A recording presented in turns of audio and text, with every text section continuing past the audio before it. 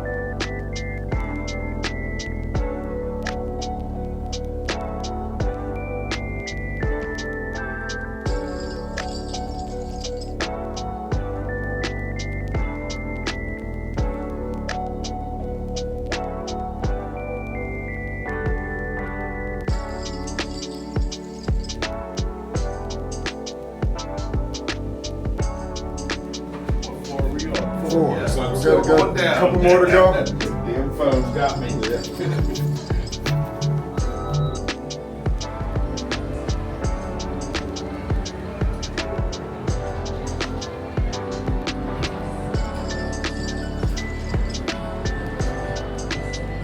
We had dinner at the Hard Rock Cafe.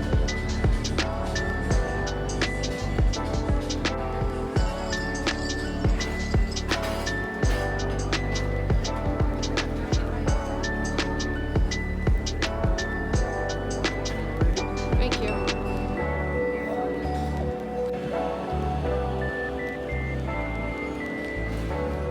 I had the classic smash burger and Lyndon had the salmon.